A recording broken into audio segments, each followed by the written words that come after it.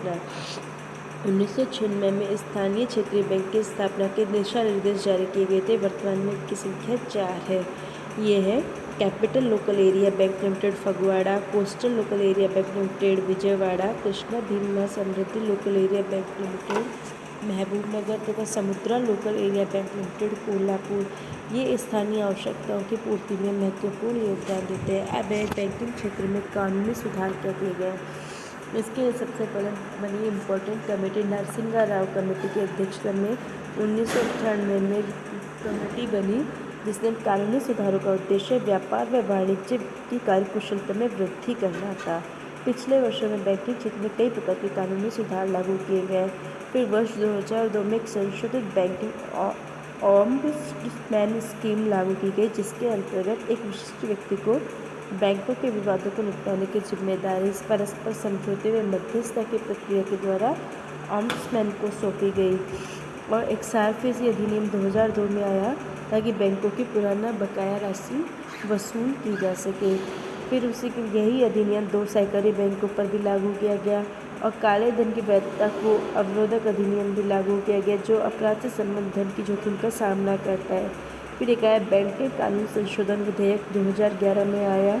उसके अंतर्गत भी निम्न संशोधन किए गए, जो बैंकिंग नियमनकारी अधिनियम 1949, बैंकिंग कंपनीज अधिनियम 1970 तथा बैंकिंग कंपनी अधिनियम प्रमुख अर्जन एवं नियंत्रण अधिनियम 1980 में संशोधन करने का प्रयास किया गया, ताकि रिजर्व बैंक के विनियामक अधिकारों और अधिक प्रभावी बनाया जा सके और बैंकिंग कारोबार के विस्तार हेतु पूंजी जुटाने के लिए राष्ट्रीयकृत बैंकों की पूंजी बाजार तक पहुंच को बढ़ाया जा सके। फिर बैंकिंग में टेक्नोलॉजी के परिवर्तन भी किए गए। कंप्यूटराइजेशन सारे भी बैंकों में किया गया और इस दिशा में सार्वजनिक क्षेत्र के बैंक भी काफ़ी आगे बढ़ रहे हैं। बैंकों के द्वारा इससे बैंकों के आधुनिकीकरण को अत्यधिक इम्पोर्टेंस मिली है और उदारीकरण के दौर में बैंकिंग के विस्तार में भी मदद मिली है और इससे सूचनाओं का आदान प्रदान भी काफ़ी बढ़ा है। फिर कृषि कर्ज के छूट व ऋण राहत योजना 2008 में हुआ, उसकी क्या प्रगति इस पर देखेंगे हम। इसमें 40,000 करोड़ के ऋण प्रदान किए गए, जिसमें 28,000 तो नाबार्ड को दिए गए ताकि वो ग्रामीण प्रादेशिक बैंकों में सहकारी संस्था को मिल सके और शेष जो 12,000 करोड़ के ऋण है वो राज्य सहकारी बैंकों, स्थानीय क्षेत्रीय बैंकों, शहरी सहकारी बैंकों के लिए रिजर्व किए गए। फिर फाइनेंशियल इंक्लूसिव वित्तीय समावेशन की दिशा में क्या प्रयास हो गए। इसके लिए बहुत सारे बैंक खोले गए। बिना बैंक वाले ग्रामीण केंद्रों में बैंक स्थापित किए।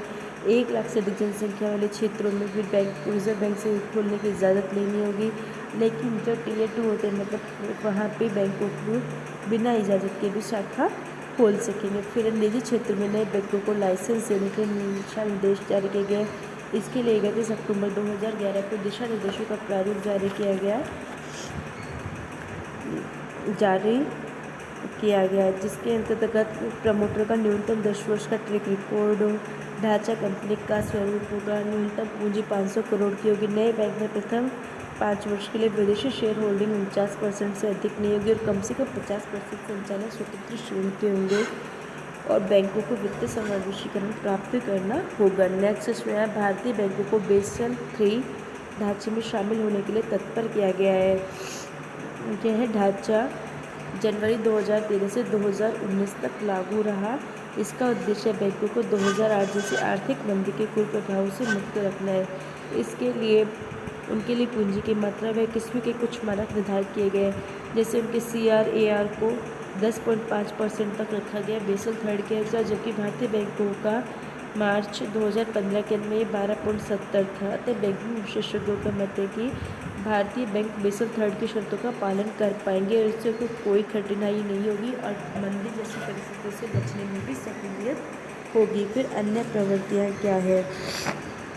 अन्य प्रवृत्तियों में हम देखेंगे बैंकिंग व्यवस्था में अनेक प्रकार के आवश्यक सुधार नित्य प्रति किए जा रहे हैं, जैसे चेकों की शीघ्र जमा करने की व्यवस्था, अस्वीकृत चेकों की शीघ्रता से लौटाने की व्यवस्था, टिकाऊ उपभोक्ता वस्तु के लिए बहुत कम ब्याज दर कर्ज देने की व्यवस्था, अपने ग्राहकों को जानो KYC ताकि वित्तीय गड़बड़ी को रोकी जा सके, काले धन के प्रसार पर रोक लगे, सार्वजनिक क्षेत्र के उपक्रमों के विनिवेश के लिए बोली लगाने वालों को बैंक धन उपलब्ध करा सके तथा ऐसे उपाय अपना सके ताकि स्टॉक बाजार में समय समय पर होने वाले कांडों व कारनामों को रोका जा सके। मोदी सरकार ने वित्तीय समावेशन को बढ़ावा देने के लिए एक देशव्यापी जनधन योजना लागू की है ताकि सभी लोगों के खाते जुड़ जाए और लोगों को सीधे भुगतान मिल सके, कहीं बीच में कोई बिचौलिए को कमीशन के रूप में उनकी राशि कम ना जाए पहुँचे। और तो इसके कारण हम सारांश रूप में देख सकते हैं कि 1991 से आर्थिक सुधारों के दौर में उदारीकरण की प्रक्रिया को सफल बनाने के लिए वित्तीय व बैंकिंग सुधारों पर भी काफ़ी ध्यान केंद्रित किया गया है। आज की बैंकिंग प्रणाली पहले की तुलना में अधिक व्यापक, अधिक आधुनिक, अधिक प्रगतिशील और अधिक विकासोन्मुख हो गई है। और इसी के क्रम में मौद्रिक और साख नीति में भी हर 6 महीने में सुधार होते रहते हैं। यही वजह है कि बैंकिंग क्षेत्र में सुधार उदारीकरण की वजह से आज भी होते जा रहे हैं और ब्याज की दरों में काफ़ी कमी हुई है, जिससे ब्याज की दरें लचीली भी रही है, जिससे सभी को उधार लेने की प्रक्रिया, सबको उधार आसानी से मिल सके और सभी के लिए लेना ईजी हो जाए, ताकि कम ब्याज दर पर सब ले सके और निवेश बढ़ सके, रोजगार बढ़ सके। कमजोर वर्गों और प्राथमिकता क्षेत्र को अधिक सुविधा के लिए अवसर दिए गए और पूंजी प्राप्त अनुपात, परिसंपत्तियों का वर्गीकरण आदि को कम करने के प्रयास किए गए और रिजर्व बैंक का भी कंट्रोल रहा है, ताकि देखरेख निगरानी बढ़े, ताकि ये एनपीएज है जो कम होती जाए और कोई भी बैंक जल्दी डूबे नहीं। बैंकिंग व्यवस्था को काफ़ी ये सब तरलता के समायोजन में काफ़ी नाम कमा चुका है। मुद्रास्फीति को भी हमको इसमें कंट्रोल में रखना है, यह भी इसी का उद्देश्य है। विदेशी विनिमय दर को भी इसी के माध्यम से एक अनुकूलतम स्तर लेवल पर बनाए रखा गया है। तो राकेश मोहन के अनुसार भारत में उधार की वास्तविक दरों को कम करने की आवश्यकता है। इसके लिए सरकार और रिजर्व बैंक को कुछ ढांचागत कठोरताओं को दूर करने का प्रयास करना होगा और स्वयं बैंकों को भी अपनी कार्यकुशलता में सुधार करना होगा।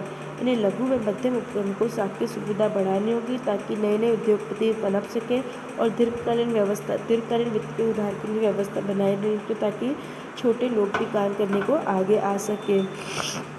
भारत में वर्तमान में बैंकों के समक्ष कई प्रकार की चुनौतियां खड़ी है। उनमें नए बैंकों की स्थापना से उत्पन्न होने वाली प्रतिस्पर्धा की समस्या है और दूसरी समस्या जनधन खातों से विशाल मात्रा में नए खाते खुल गए, तो उनको मेंटेन रखा जा सके, उनमें बोलते हैं लेन देन हो सके। ये सबसे बड़ी समस्या है और इन समस्याओं को हल करना ही बैंकिंग क्षेत्र की सबसे बड़ी चुनौती है। Thank you.